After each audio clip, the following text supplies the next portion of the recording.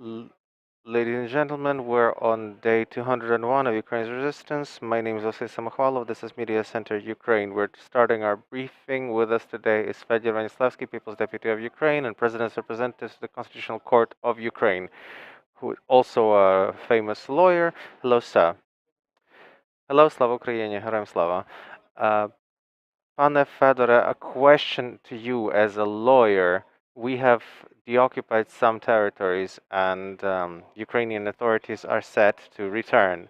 We know that we have problems in these territories with the local authorities because some local authorities have collaborated. There are some unconfirmed statuses of local councils. There are questions about other leading positions. How do you return legitimate Ukrainian authorities to those places? Well, first of all, we have to say that in a situation in the 21st century when you have to restore statehood in temporarily occupied territories is in itself extraordinary. This was unimaginable even 6 months ago. Yet here we are facing this reality. To answer your question, how to ensure the functioning of the restoration of Ukrainian authorities, the government and the local administration is written down in the laws that determine the legal status of military administrations. Essentially, the same order by which heads of military administrations were appointed in essentially all regional territorial centers of Ukraine. The same can go and will go for the deoccupied localities. There will be heads of military administrations for this temporary period while the entire government system is restored. They will be administering the the local government bodies in these territories. So things will look exactly what they look like in in regions along in areas along the contact line where there is combat going on. This is exactly how administration is happening. So we do have a model in place. There's not going to be a vacuum. There aren't going to be any surprises in the mechanisms of administering the liberated territories. The local government bodies and the government bodies have essentially passed on their functions to the local military administrations. Those are the bodies that will be uh, administering. This is the restoration of statehood in the deoccupied territories. In your how do you expect how long do you expect it will take until the legitimate Ukrainian authorities return to rule these lands? As soon as security is ensured of the local population, so the security bodies and the defense bodies will have to clean up the area, so to clear the area, um, until we no longer have Russian combatants or enemy combatants. Uh, that is when the government bodies will start functioning. I'm assuming this will happen very quickly within the next 1 to 2 weeks in the liberated territories. A quick question of the on the collaborators. They're not numerous, but they are there. How will they be exposed? How will they be brought to justice? As a lawyer to non-lawyers, how would you explain this process to us? First of all, we have to understand that collaboration is a new crime um, for, for which applies to active collaborators, active assistants to the aggressor state during the temporary occupation of Ukraine. The Article 111 3.1 was introduced to the criminal code in the earliest days of the war that the Russian Federation started against Ukraine, and it presupposes all kinds of different active, all kinds of actions that may bring with them criminal liability. But we have to look into the general positions of criminal liability and criminal legislation. There are circumstances which exclude criminal responsibility, criminal liability. For instance, if a person was acting in extreme duress or was being threatened by physical harm, or their relatives were held hostage, of course, this will be a reason to exclude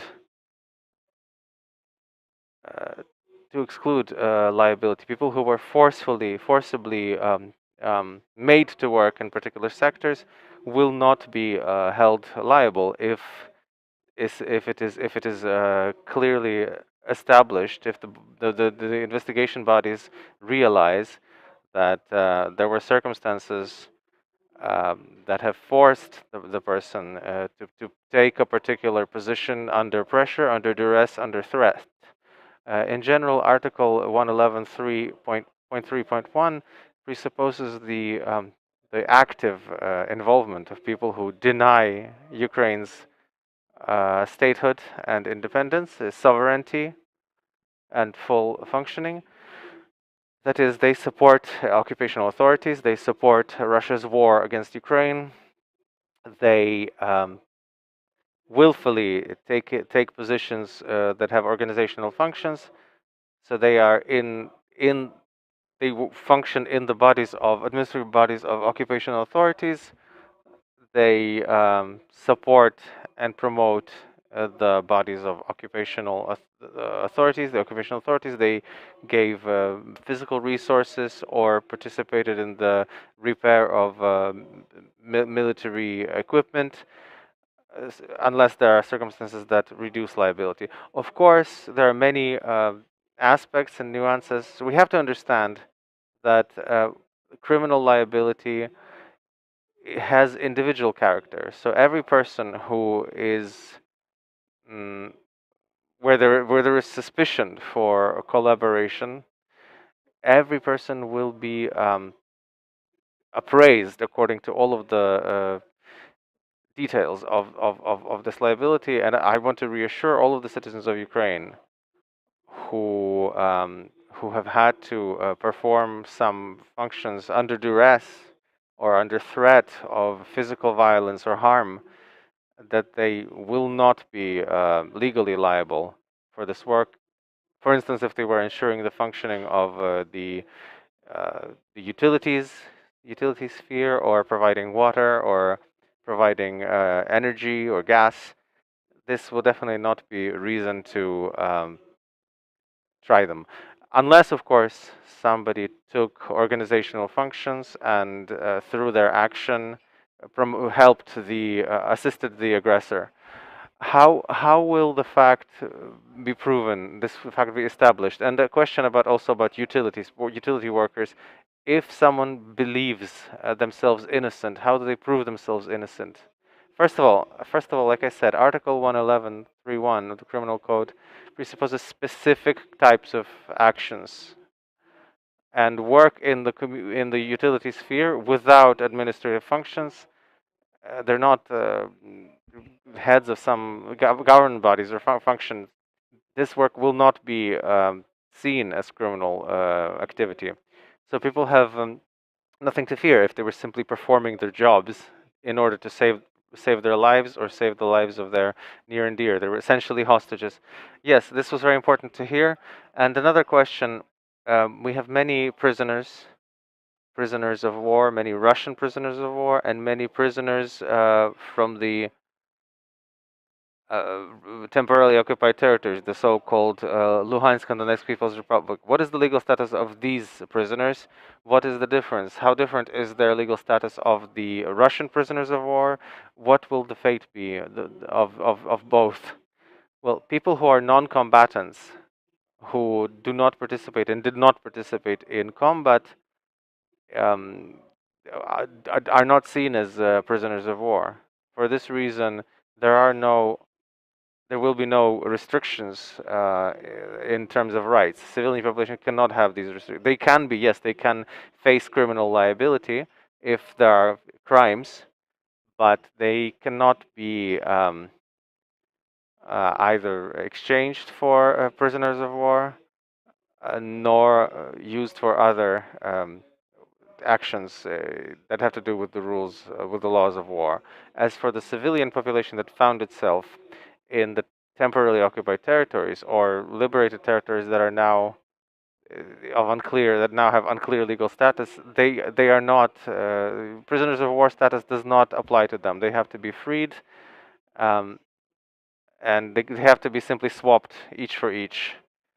But we're talking about the so-called mobilized people from the temporarily occupied territories. No. Again, if we're talking about the mobilized, then again, they have the status of prisoners of war because they're combatants. They participated. They with arms in their hands, and yes, the